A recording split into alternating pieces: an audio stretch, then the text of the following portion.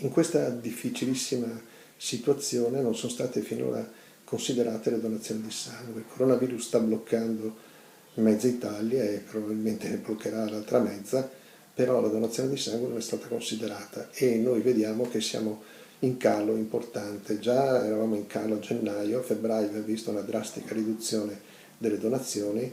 È considerato anche che alcuni centri di raccolta non erano aperti, vedi Schiavonia, e che adesso per fortuna stanno riaprendo.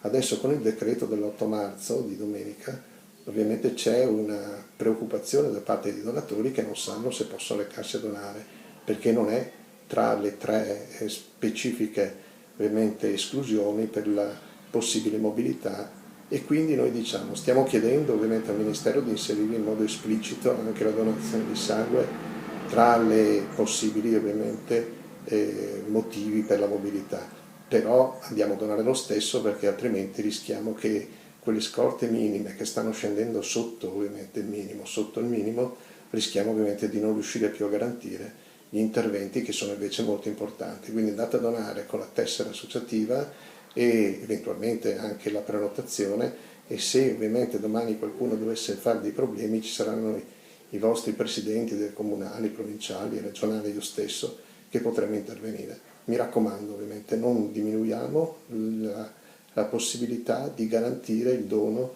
agli ammalati. Buona donazione a tutti.